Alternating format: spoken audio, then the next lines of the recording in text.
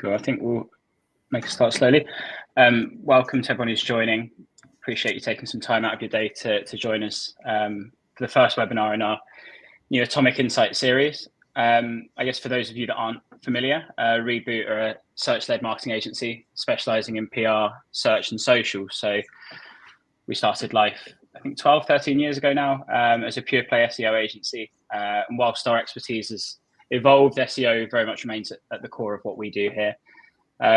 We'll take this chance to introduce Oliver, who's our SEO director, and Emily, one of our SEO managers. Together with our in-house data scientists, they compiled our brand new white paper, Challenging Giants, which aimed to basically analyze SEO tactics that are working best for dominant brands in e-commerce, and really with the aim of showcasing how challenger brands and other brands in the space can look to achieve similar success. So today's webinar naturally is going to lean quite heavily into themes that we explored in the white paper. A common theme in the survey questions that you guys have been submitting in advance of the event was around time and resource. And it's certainly true that there are a huge number of tactics and strategies that you can leverage to improve your organic performance. So hopefully today gives you some top tips, some tangible takeaways that you can look to implement over the coming weeks and months. But yeah, scale and resource certainly is, one of the natural challenges, in SEO in particular, and for businesses that are looking to start that journey or take it to the next level. Many of our clients combine in-house efforts with agency support.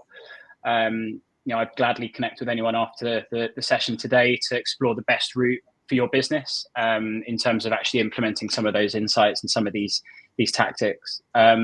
Thanks again to those that shared questions in advance of the webinar today. Please do use the chat feature. Feel free to share anything that crops up, any burning questions you might have. We've dedicated some time at the end of the session to answer a few of those. Yeah, without further ado, I'll hand over there to the guys. Cheers, Sean. So I guess just to summarize what we'll be going through on the call. So we'll look at first the methodology behind the actual study that kind of resulted in this webinar. And then we're going to take some time to look at the SEO opportunities across a number of different areas on the onsite side that we found when analyzing all of these websites. We'll then summarize with a few kind of actionable takeaways, things you should look at if you want to improve your organic performance. And then, like Sean said, have a Q&A session at the end, just if any questions come off the back of what we discussed going forward. So jumping into the methodology and really why we put this webinar on to begin with, we wanted to find out what the biggest e-commerce brands were doing that the smallest and medium-sized ones weren't, so we could learn what those small to medium-sized e-com businesses could do to really catch up with the big brands and just see more organic sales or more organic traffic.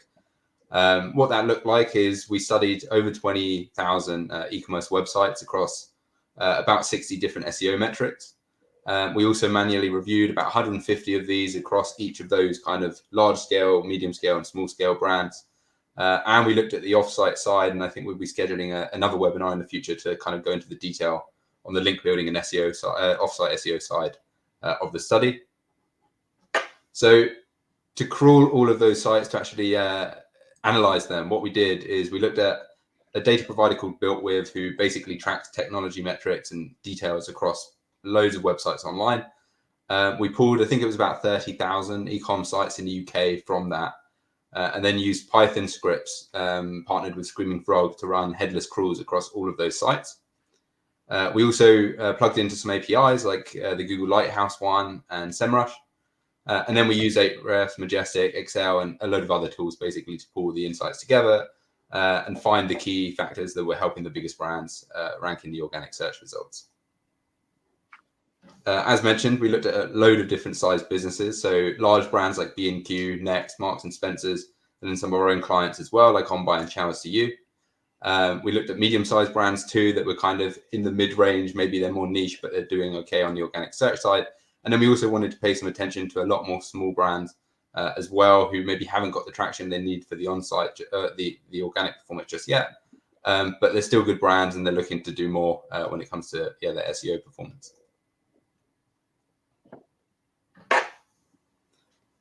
So I'm going to run you through one of the first SEO opportunities that we wanted to discuss today, and that's page speed and performance.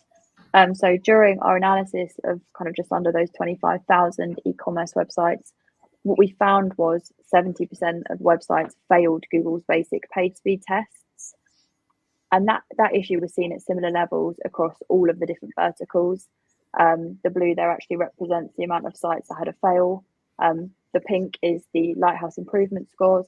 And then if you squint really, really closely, you can see that the light grey there is the amount of e-commerce websites within each vertical that actually passed Google's Lighthouse tests. So what we can conclude from this data is that page speed isn't something that's being prioritised across all of the verticals within the e-commerce that we analysed. And that for us really represents an uncapitalised opportunity, because whilst page speed is really important across all of the different verticals and industries for SEO, because it's part of Google's algorithm, it's even more important across e-commerce. And that's because studies have shown that up to 73% of e-commerce traffic comes from mobile users, and page speed is something that's highly influential across a number of different metrics for mobile, such as bounce rates and conversions. So there's a kind of a study here from Google that shows for every 1 second delay in your page load, your conversions can drop up to 20% on mobile. And there's no point investing all of this resource and time into growing your organic visibility and your rankings if you're then going to drive this traffic through to a site that you're not going to be converting people on. It's a complete waste of resource. So it's really important that you have a great website that loads quickly and has a great user experience, because then you're going to capture that audience and you're going to convert them into customers. So here's an example actually of one of the sites that was included within the analysis, and their page load is kind of visualized here for you. As you can see, it actually takes 4 seconds for the site to be loaded on mobile, at which point, on average, 38% of people are going to have clicked back off the site, and they're not even going to have waited for the content to have loaded. For the remaining people that are going to stayed on the site, at 5.5 seconds, there's actually a visual change and the layout shifts slightly. What that means is that they've already lost just under 40% of their customers before the content is there. And then when the content is there, they're not giving them a great user experience, so they're going to lose even more. And likely is that the conversion rate of this site, particularly the homepage, is very, very low. Now, one of the most common page speed issues that we see is unused JavaScript and CSS. I won't go into all of the different reasons that we see today, but one of the most common reasons that we see across kind of those small and medium businesses is pre-installed themes. That's because those themes are created to be a jack of all trades. They need to be used by multiple different businesses for multiple different functions. And so the likelihood is there's going to be functionality in that theme that you're not using, which is causing the code to be in the back end, even if you can't see it in the front end, and that's going to slow down your page load. So some of the potential fixes for that is to use optimizer plugins, and that's a great way of automating some of these changes if you have a lack of technical ability or a lack of technical support. Secondly, and sorry for any marketers that are out there, stop adding unnecessary scripts to your site. I battle with people all the time about you using Hotjar or HubSpot, even Google Tag Manager, having multiple Google Tag Manager profiles added to the head of your site. All those kind of things are going to start to slow down, and they're going to be flagged within the page speed reports as unused JavaScript. And thirdly, educate and lean on your developers. Typically nowadays, development teams and development freelancers are aware of the benefits of page speed, and they do kind of have the buy-in there to be able to kind of make the changes. If they don't, educate them, let them know why it's really important for your brand, and I think you'd be really surprised about some of the creative solutions they can come up with to help fix the issues that you're facing. Emily, as we obviously know, just picking up on that last point, obviously we know from experience with our own clients that marketing teams, dev teams, SEO teams tend to have different priorities. Sometimes there can be almost politics involved in terms of priorities for things like page speed and the changes that are needed to get there. How would you recommend that people best manage that in terms of the relationships and with internal stakeholders? It's all about compromise. You know this, I know this. We compromise with even Reboot's website itself. The SEOs and developers are going to want no unnecessary scripts. In fact, even at the extreme level, Google Analytics 4 nowadays has to be used through Google Tag Manager, and Google Tag Manager is always flagged within page speed. So even at a really fundamental level, even your analytics and tracking would come under that kind of bracket. So it's really important to sit down and work out what kind of scripts are imperative for your tracking, for your marketing, for kind of improving and learning your customer audience better. A great example of that is Hotjar. I see this all the time, but the marketing teams love the idea of Hotjar. They love to be able to see those kind of heat maps. But you have to sit down and you have to look at, okay, realistically, how are you using that tool? Because the likelihood is you don't need to collect that data every single day of the year. So then you could look at, okay, if you're going to use Hotjar to run A/B tests, let's put the script on there for a week, collect the amount of data that you need, and then remove it. You guys can go away and look at the data and analyze it, and then we can add the script back if we do need to kind of measure the impact. So it's definitely all about compromise, but I think the best kind of approach we've had, the best reaction we've had, is to sit down with all of the stakeholders and talk about the impact of it. You know, marketing teams are typically very receptive when they start to understand it could have an impact on rankings. So yeah, it's all about communication and compromise, but there is usually a sweet spot to get there. Nice. One of the other common issues of page speed is a lack of image optimization, and this is kind of very different to some of the stuff that we've already covered, in the fact that, you know, your unused JavaScript and CSS, you do need some technical understanding to kind of get in there and action the changes. But with image optimization, it's very fundamental. It is essentially the way that you're uploading and handling your images on your site. So the larger an image file is, the more that kind of your browser is going to have to request and download, and that's going to slow down the site. So having an understanding of how images are going to impact your page load, and then making sure that you're doing optimization as part of your content creation upload process, really is something that you can manage in-house, whether you're an entrepreneur who's doing everything or you have a couple of content people in-house that are doing stuff for you. I've just seen I've just seen a question come through about Shopify speed, specifically if there's any plugins we'd recommend. I mean, there's a ton you'll find in the App Store for Shopify, but Booster is one kind of free option. You can test it. Really, any of the well-reviewed ones we'd recommend having a look at, and just do some tests before you use it, and then immediately afterwards make sure you're actually getting some value out of it. Also double check it doesn't break anything on the styling or the formatting side of things. The tool that you'll want to look for should do things like caching, image compression that Em's obviously mentioned there, removing unnecessary scripts. Some optimization plugins will do that for you as well. Those are the kind of general features you should look for. But yeah, Booster is just one you could try. NitroPack is another one that I've had great success with, and I know it has branched out into Shopify and Wix recently. So yeah, have a test around of them as well. But yeah, there's plenty of good optimizer plugins on the market now, and typically usually for either a very low cost, they're very affordable. So that is definitely, as Ollie's just covered, it's also an approach for image optimization. They do usually have a branch of an optimizer plugin that will focus specifically on image optimization, or there's a whole bunch of specific image optimizer plugins and add-ons that you can add if you don't want kind of the wider page speed changes. The second point, and the most important point, is to educate everyone who uploads content to your website. So anyone that is adding images to your site should be aware of the impact that large images have on page load. You should have a process in place. It should be part of your training document, your standing operation procedures, and it should be part of your quality assurance to check that your images are compressed and they're in the right file format. That's so much easier said than done, and it's much easier to manage when you're a small business. But when you're a massive e-commerce brand and you have huge content teams, it's so much more difficult to kind of keep in tune of the quality assurance and keep making sure that everyone is on top of it. That's where something like converting images at a server level can help, because it can help prevent any human error that might slip through the cracks.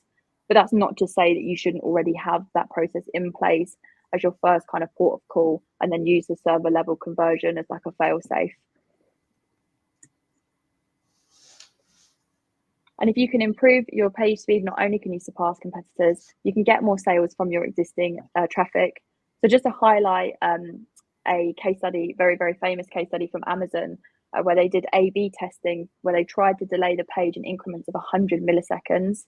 And what they found was that very small delays would result in substantial and costly drops in revenue. In fact, the statistic way back in 2006 was that for every 100 milliseconds that the page was delayed, they lost 1% of their annual revenue. At the time, that measured up to $107 million US. If we were to look at that 1% in today's metric, it would be 3.8 billion worth of revenue that they would lose for that 100 millisecond delay. So that's just a real world example for you of how important it is not only to get page speed right for your rankings, but also for your revenue and your conversions. Thanks, Em. So speed was obviously one huge factor that we saw was tied in with the success of the biggest brands.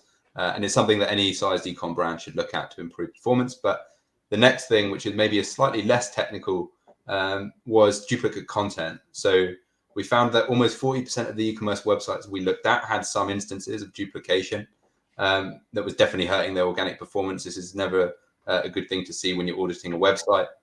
And it was usually caused by e-commerce brands having multiple product descriptions that had been basically copied from suppliers, or they came from another site, and they weren't investing, I guess, in the resources needed to write unique product descriptions that are properly optimized. So here's an example of what that might look like. You might have a main retailer, a distributor, who provides all of their sellers with a product feed that might contain some information about each product. We often see that reseller that picks up that product feed might publish the description directly on their website. And what you end up with is Google and other search engines finding these multiple pages that have near enough the exact same copy on them.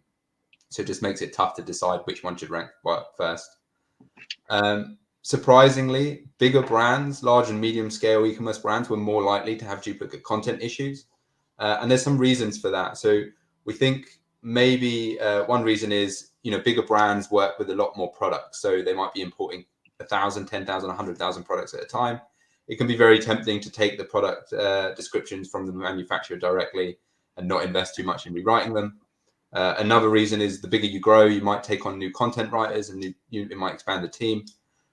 It makes it a lot harder to spot check all of the pages going live on your site. So duplication can slip in if you're not careful.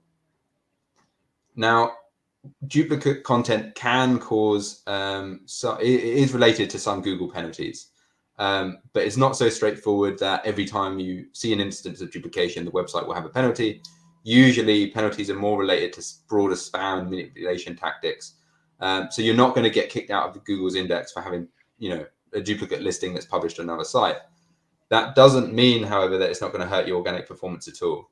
So usually what you'll see with duplication is if you've copied content from another website, you would just struggle to outrank those other websites in the search results. Across the board, your product pages might not rank as highly. They might get less visits, less traffic, and therefore less sales as well. This is an example that might look like. So in this example, and we've anonymized the brand in question, the second result there was actually a niche brand that had published this page. It offered the product. It was the unique provider of the product, but they were selling it in Boots stores as well. Boots then took that product description of theirs and published it on their own site. And as a result of their domain authority, Boots have ended up ranking a bit higher than the actual brand itself. So even though they were the author of the content originally, they're now suffering because it's been copied across to a higher authority website.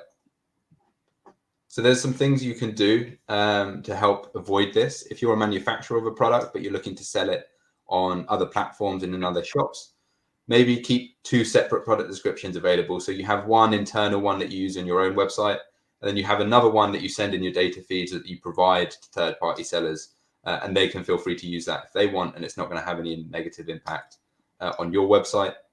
If you're an e-com store yourself, you're reselling other people's products, make sure that you're rewriting those product descriptions yourself. You're not taking them direct from a product feed. Maybe speak with your manufacturers and see if there's any additional information you can get on each product that's going to be really unique to your website and that other people selling those same products aren't going to have. The next is thin content. So 52% of websites analysed had thin content issues. The smaller the business, the more thin content issues were prevalent. There's a number of different kind of reasons that we could kind of come to as to why. Probably because, small businesses, you're probably an entrepreneur trying to wear many different hats, trying to keep your costs low, and therefore you have less time to invest in stuff like creating valuable content. There could also just be a lack of education about why thin content is valuable. Whereas as you grow up your team and you start to have more dedicated content writers and people in-house or as freelancers or agencies, you could probably typically scale up more, have more valuable content and invest more time into it. So it's probably likely why we're seeing kind of the larger businesses have significantly less thin content. In fact, 10% of websites have thin content as opposed to 92% of small e-commerce brands. Now, Google has said openly for years that websites with thin content could receive a penalty and or see limited visibility. It's really important for us to revisit what Google defines thin content as. It's not necessarily done on the word count. Google considers thin content as anything that doesn't offer real insights to the user and is too short to provide enough information to cover a topic at hand. So you could have 500,000 words on a page and still not cover the important things and an important conversation about a topic that's going to add value to your user. And there's nothing like a screenshot from John Mueller to back up an SEO point. Here's a couple that we could pull out, but there's plenty more out there on his Twitter. The great one there is thin content is not defined by word count. More words don't make content less thin. So it's all about adding valuable and meaningful content as opposed to just expanding the amount of words on a page. On top of that, Google's ranking systems reward content with great content, websites with great content. Here's actually a screenshot from Google Quality Raters. Whilst Google Quality Raters don't necessarily tell us what's within the ranking algorithms, they do give us an indication of what Google would determine a high quality result. And within the Google Quality Raters, there are a huge amount of references to high quality content. So Google is really, really looking for sites that add value, have great content, engage with their users, and have a brilliant user experience. And they're the types of sites they want at the top of their search results. And this is, again, probably one of the reasons that we're seeing large e-commerce brands invest so heavily into content creation, because they're hyper aware of the value that it adds, not only for their users, but equally for SEO and rankings. So we just wanted to take a couple of minutes or a couple of seconds just to run through a couple of best-in-class examples. Actually, the example that we use is Shark, the cordless vacuums. So going through their product lander page, you can see at the top they have a number of different delivery options. Then they have their product listings. Within their product listings, they actually do have the key features, what's included, what the price is. They also have the cost if you were to pay outright, and a monthly if you were to go through their finance options, star ratings. They have so much valuable information just from the product cards themselves, let alone the entire product listing. And then as we get towards the bottom of the page, they also have a section on what Shark cordless is right for me. So what of those specific products or categories is right for them? And you can see there they talk about each of the different features that are available, and they have a really nice one-liner that says perfect for. So each of those different functionality, it then tells you who it's for. So you can go to the bottom of the page, you can read it, and you can start to understand the features that you're going to need from your vacuum, which you can equally see at the product cards. And then at the bottom of the page, they have FAQs, which internally link through to some products. Now, if we then click through to a product page and we look at what's on a product page, please excuse how slow it takes to load. This was my bad internet connection. I did not just preach about page speed and then show you an example of a page that takes ages to load, I promise. But they have some great product images there. I think I'm going to click through to one on the video here, and you can see that they're actually annotated as well, which adds another level of value to your photography on the site. They have the price, the reviews, key product descriptions. Then as you scroll down, they also have the features where they talk about the stuff that's been taken from that, which cordless vacuum is right for me. They have the specification, a product description, so that's the size, the weight, also what's included within the box, FAQs that are specific to that product, user guides and accessories. That does load, but I was too impatient and scrolled on. They're not done yet though, because then they also have video content, which helps show it in action. And then they have the reviews for that specific product at the bottom.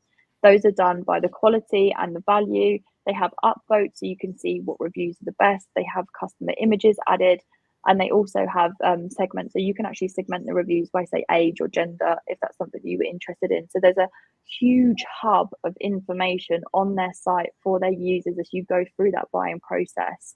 And so that's an example of a site that has great content that isn't thin, because it is just, it's providing enough information about that topic, tying it back to Google's definition of great content. So just to quickly run through some of the potential fixes if you do have thin content. Number one, and linking to Ollie's comment on duplicate content and duplicate product descriptions, make sure your product descriptions are top tier. That is so important if you're an e-commerce brand in the space. Then include how to purchase sides, guys, in the store. anything that you can think of that your customer is going to ask as they go through that buying process. You want to make sure there's information on your site. We're actually seeing that so widely adopted with some of the top e-commerce brands that we were looking at. It was a real common theme. And there's an example there from Pixie Beauty, which I know have kind of blown up massively in the beauty space over the last kind of 2 years. And on top of having their product details on their product lander, they also have a how to apply section where they walk through it in text form, and they have an accompanying video for the people that want to look and watch it rather than read it. You then want to leverage video content and multimedia where possible. I mean, ASOS were one of the first fashion brands to start doing this, and they received such great PR off the back of it. And we're now seeing it more widely adopted within the space, but it's a great option for your visual buyers.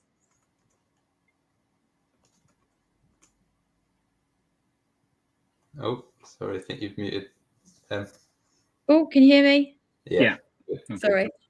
Include easily accessible delivery, payment, returns, and refund information. So as your buyer goes through the buyer process, they want to make sure that they know if they can return the product, when it's going to be delivered, what payment terms you take. That's not just important for your customers. That's also mentioned within the Google quality raters as something that is a signal of trust. And take high quality and unique product images. This is something that's going to really make you stand apart, particularly if you're a marketplace or a brand that kind of resells products that other places do.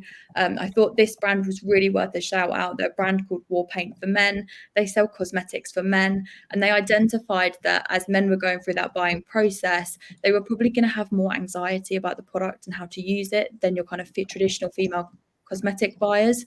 And so within their product information and their product images, they actually annotated how to use and apply their products with different things. So you can see there they have one for their hands and one for your hands, and one for brushes. They had one for your puffer powders, everything like that. So it was a great way of identifying the anxieties that their audience were going to have during the buying process, and then actually addressing that within the product images.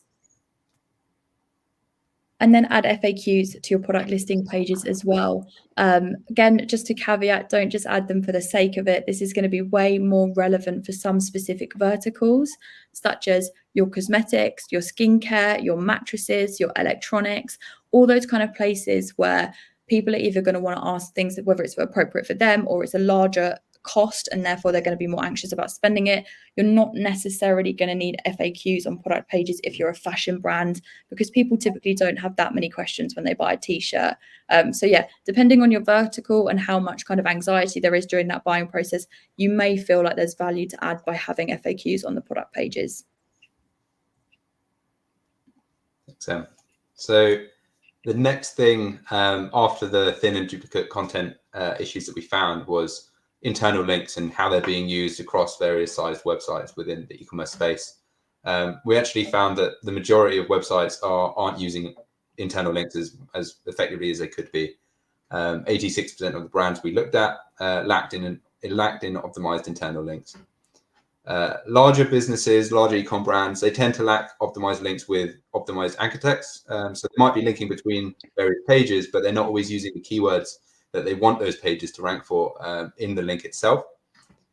Smaller brands, they just tend to not include links at all. So the reason the bigger brands might not be using optimization ties back into the size of the team again. Maybe the bigger the team's grown, the more people are publishing on the website. Maybe not everyone's up to date on the best way to internally link between pages. So those brands might want to look at putting some documentation together, just encouraging the whole team to appreciate the importance of internal links on their website and add those links in when they're publishing product pages. Smaller brands, it tends to be just a lack of understanding of, maybe how search engines work and really the importance of internal links. So actually just starting to link those pages together is going to have a positive impact on the site's long-term SEO growth. Ollie, for smaller businesses, where do you see the workflow? So where does that sit in your experience with smaller clients? Do you feel like there's a particular remit there? Yeah, for sure. So smaller clients usually have smaller budgets and less resource as well. So they're not realistically going to be competing tomorrow with, the big brands when it comes to links and things like that.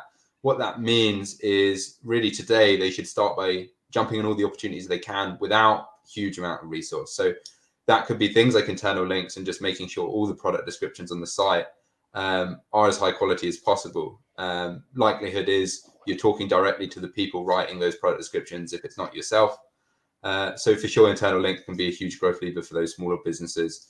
They also tend to have less product pages. So, it shouldn't take as long to get through all of the product pages and make sure you've got a solid foundation when it comes to internal links as well. So in terms of how to start doing this, and this is going to be relevant, especially for those that might want to start doing this on their own websites, you should start by using the existing opportunities you have within your content that's already been published on the site. So this is where we might start by using a search operator like a site command. So we're going to search this in Google and essentially ask them to return to us a list of pages from our website that have certain keywords included on them. So this is then going to allow us to get a list of all the pages that already have a high priority keyword, jump into those pages and add an internal link back to a main high priority landing page. You can do this at quite a large scale as well. It just helps you prioritize the pages you're linking to and make sure you're getting the most out of internal links. After that, you can then go through and update that content. Here's an example from a fairly big online shower retailer. This is one of their category pages. So it's a really important site. It gets a lot of external links to it as well. It's got a lot of power. And there's multiple places here that they could be internally linking to their other high priority category pages that they're not. Those would have relevant anchor text. They would send a ton of useful signals to search engines about what those pages should rank for. So it's just an example of where a big brand can actually benefit from this as well as a smaller one. You want to make sure you're making use of templated internal links as well. This is kind of the basic when it comes to a lot of e-commerce platforms or CMSs like WordPress and Shopify. But just making sure you're using things like breadcrumbs effectively to, at least at the minimum, ensure that search engines can crawl your website efficiently. Every page is, if you're using these, every page is going to have an internal link back to the page above it. This is particularly important if you're on Shopify. I know someone mentioned earlier that they were. If you go to a Shopify category page, you might notice that they by default internally link to product pages that aren't actually the ones you want returned in the search results. What you want to do is go into the code itself of your template and update your collection pages to make sure they're linking to that final product page that you want people to find. Again, it's a small change, but when you apply that to 10 or 100 or 1,000 products, the impact can really add up over time. And then the final learning that we wanted to run through today was user-generated content. So when we did our analysis, what we found was that only 15% of small to medium e-commerce brands used user-generated content. And that's in contrast to 73% of large e-commerce brands. And that kind of really highlights the massive opportunity for small to medium brands to leverage this. So as you grow your customer base and your authority, by the time you get to being kind of an industry leader, you have a whole base of user-generated content that you can lean on and you're already sharing. You don't have to be a massive e-commerce brand to use user-generated content and to create that community online. So again, just taking you through a couple of best-in-class examples. And for this, we're going to be using Beautyworks and Argos. On the product pages for Beautyworks, you can actually see a See It For Real section, and you can click through to content that was made by influencers that they were using to use their products. And I thought that was a great example of showing the customers not only what the products look like, but how they can style and use those products and kind of create that FOMO before they've even bought the product itself. The second example we wanted to run through was Argos. At the bottom of their product pages, they have a section for reviews. Each review category is kind of, they can rate it against a number of custom metrics to that product. So for the iPhone 15, it was sound quality, features, display, all kind of key metrics that you'd actually genuinely want to know about if you were going to buy a phone. They also have a Q&A section at the bottom where customers can ask a question and either Argos or another customer can get in touch and answer that question. It's a great way of creating FAQ content with questions that you genuinely know your customer's going to ask because they have been asked by one. So it's a great way, to leverage a community to create content in a way that's scalable. And user-generated content has so many benefits. But if I had to pick 4, number 1 is that you could sustainably scale up your content production and add a ton of high quality and relevant indexable content to your site's pages without the investment of scaling up your in-house team. And I think that one is really, really key. If you have a community of really happy customers that are creating and posting photos or reviews or stuff about your products online, leverage that and use it rather than having a wider marketing team, rather than paying even more influencers. It's a really good way of increasing your output without increasing your cost. The second one is that it strengthens customer trust in EEAT signals. Again, this is more relevant within some industries and verticals where your customers are potentially more anxious when they go through that buying process. It's great to see real customer reviews, real customer images. I mean, even within the fashion, nowadays we're seeing in the fashion vertical, you can have customer images added. I know it's something that Shine do, and people do genuinely look there and click through. It's a great way of seeing what it looks like on. So never underestimate the power of having customer created content on your site. It does help massively. And that ties into number 3, which is that it's proven to increase conversions. There are so many studies out there, but the one that I love the most is that visitors who interact with UGC in some way convert at a rate that's 102.4% higher than average. So if you can engage your customers into user-generated content and get them to click through it, you are significantly more likely to make them a customer. And finally, you can repurpose it for other marketing channels and vice versa. So you can use your UGC across Instagram, across TikTok, etc. And you can use your TikTok content or your Instagram content across UGC. So it's a great way of having a more holistic approach to marketing that's going to benefit your SEO and your other social media strategies as well. There are, however, a number of downfalls that we do need to consider if you're going to have a UGC strategy. It's not all sunshine and roses. You do need to have a process in place to collect and moderate product reviews. Nowadays, most Shopify or WordPress or WooCommerce themes do have the functionality to have customer product reviews on your site. Just because you have them there doesn't mean you're automatically going to get them. You do need to have a process in place, typically something like email marketing, where you're going to send an automatic email through to your customer a couple of days after their products are delivered to ask them to review your product on your site or your third-party platform. If you do that and you have a great way of capturing the reviews, that's great. It's kind of self-sustaining. If you don't, you're potentially going to end up with a load of products on your site that don't have any reviews, and that can actually have the opposite effect and can create distrust and kind of give the signal that your products aren't being bought, even if they are, and they are loved worldwide. Secondly, incorrect implementation can slow down your site. We see this particularly a lot with video content, where people are embedding the whole video onto the web pages and it's slowing down the page load. If you are going to go down a route of having user-generated content, it's really important that you work alongside your development team to understand what impact it's going to have on stuff such as your page load, and make sure that you're kind of finding a compromise there. And then finally, you need to collect consent before posting users' content. So that's really important in terms of if you're in Europe, you have GDPR laws, you have to get the consent before using, say, a product image that your customers put and tagged you on Instagram. And so making sure that you have that internal process as well to collect consent before you add it to your website. So if you're going to go down the route of UGC, which we highly recommend you do, it's a great uncapitalized opportunity for small and medium. Make sure that you are sitting down and going through and having those internal processes in place to kind of support the UGC output. So to quickly run through a couple of potential fixes and things to consider if you go through UGC. Number one, and kind of the most important one from an SEO perspective, is ensuring that search engines are crawling and indexing your UGC content first. So you don't want to create a whole load of user-generated content that, say, like Trustpilot is a great example of this. By default, your Trustpilot reviews are owned by them. They will get crawled and indexed by them, and they will see the reward from it. There are ways that you can configure it or change the settings so that you own that content, and then therefore you will get rewarded for it. But it's really important that if you're going to invest in a UGC strategy and creating that content, that you get the benefit from it first.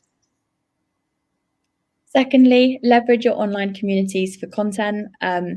Again, this is so much easier said than done if you're a large e-commerce brand with loads of followers, but your social media strategy shouldn't just be focused on the amount of followers. It should be focused on creating an engaged community, and that isn't measured particularly well by the number of followers that you have.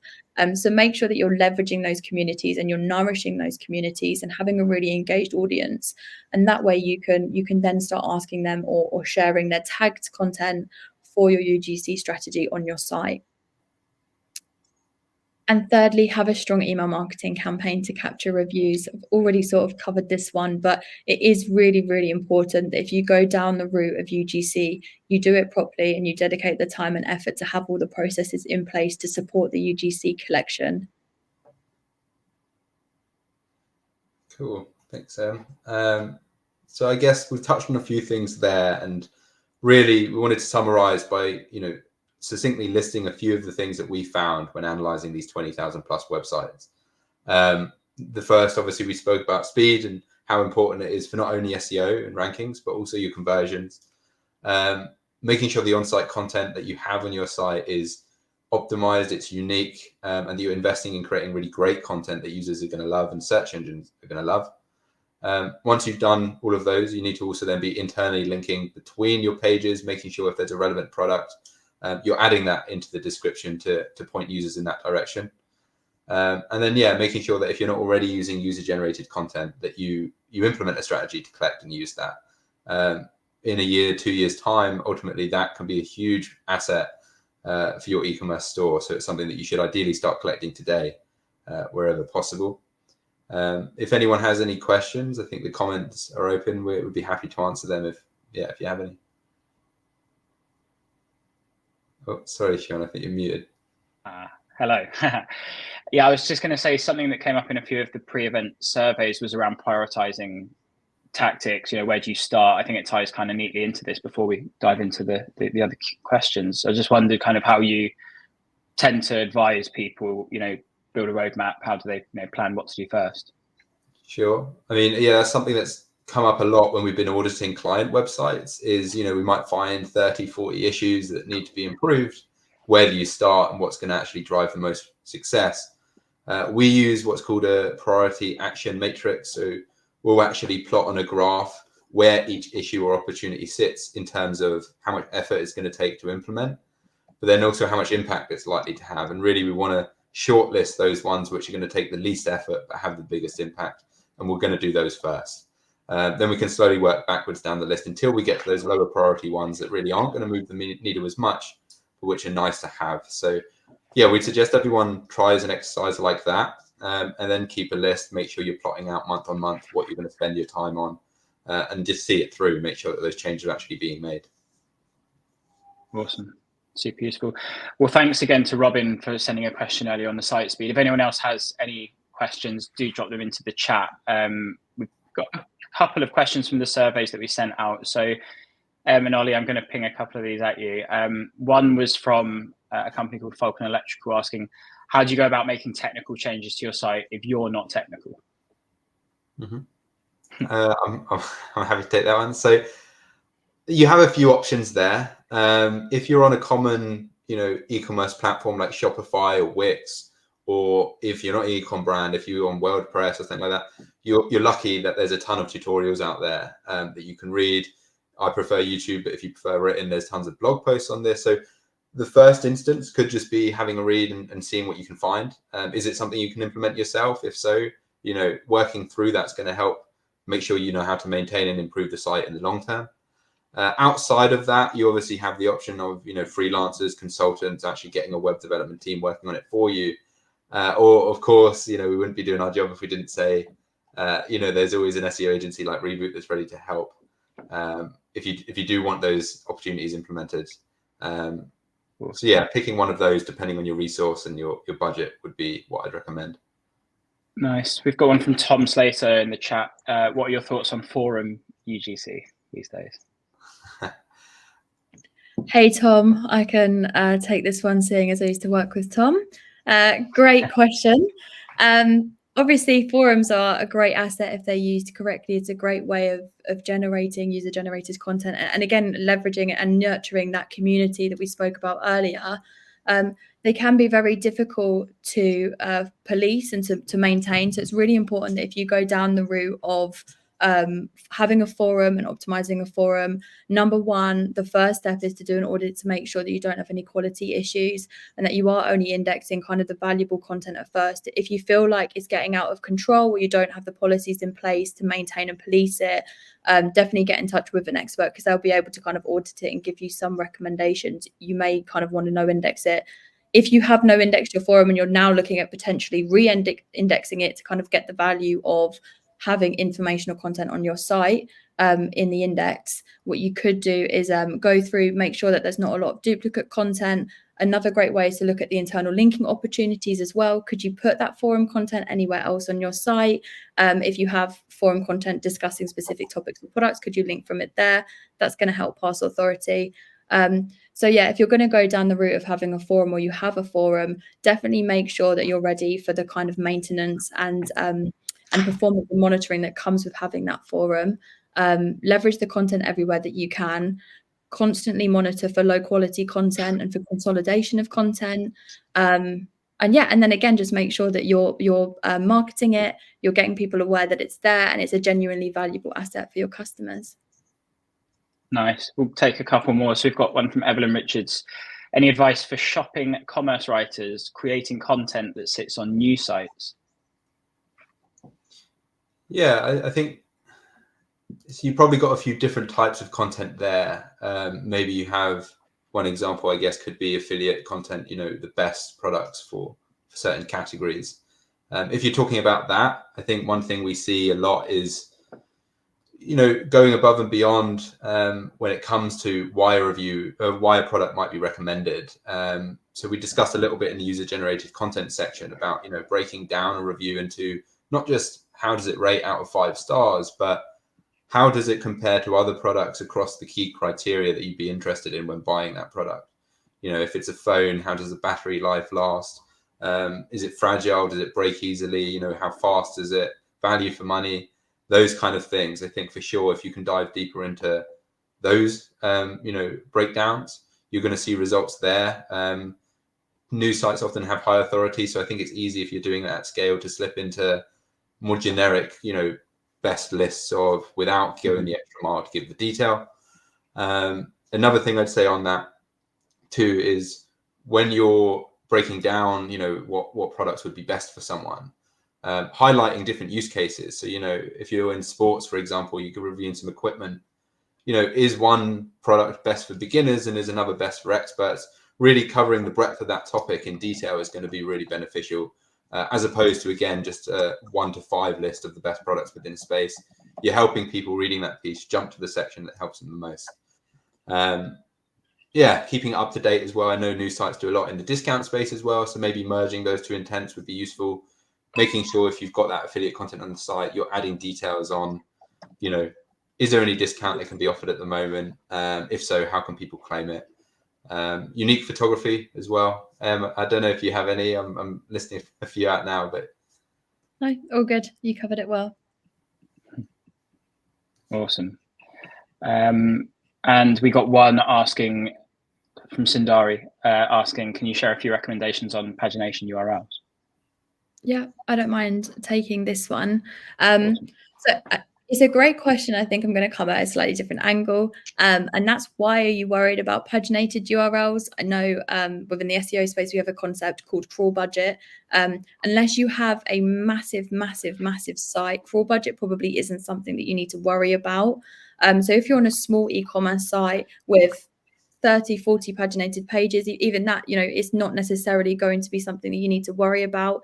If you have a huge site and you're worried that Google is not crawling all of the paginated pages, number one, the best place to start is the crawl stats report or a full server log analysis, just to get a full understanding of how Google is actually crawling your site.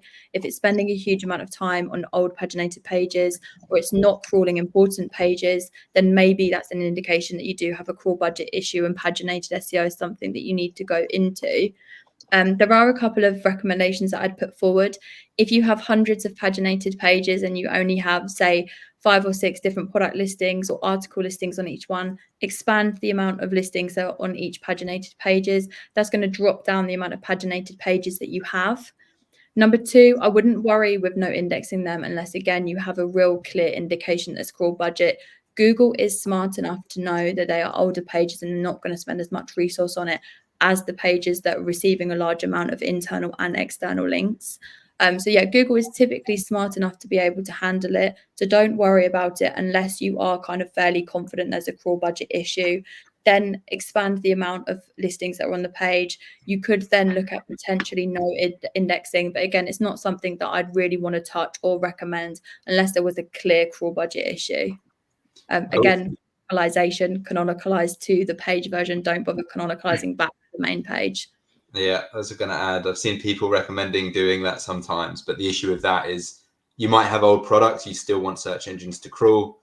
If pagination URLs are the only way they can find them, if you no index or if you canonicalize them back to the first page, you're risking Google starting to not want to go back to those older product pages. They might not actually find them. So yeah, I think Em's advice spot on. If you can leave it alone, that's worth it. Awesome, guys. Thank you so much for that. Well, that kind of concludes our first session together. Thanks again to everyone who joined today's webinar. It's the first of many. We're hoping to do these rolling into the new year now. As mentioned earlier, obviously Reboot are well known for SEO experiments, and our goal with these Atomic Insights webinars is very much to distill the findings from that broader white paper research and actually provide more actionable takeaways, more useful kind of hints and tips for a variety of business sizes. So hopefully you found that useful today. Welcome any feedback after the webinar finishes. And it's worth saying, of course, it can be overwhelming, particularly for small and sort of challenger level businesses to actually implement these findings. But I mean, Ollie, Em and I, would be very gladly pick up conversation after today's session just to explore the best route for your business in terms of implementing SEO campaigns in 2024, how to really kickstart that journey for your business. We'll be getting in touch very soon about the webinars that are taking place from January. We're going to be looking at offsite SEO and link building in the new year, and looking at the impact that high quality links are having for the dominant ecom brands and how challengers can look to replicate some of those strategies and even evolve those. But yeah, thanks again. If we don't speak before, have a fantastic break over the festive period, and we'll see you in 2024. Thanks, everyone.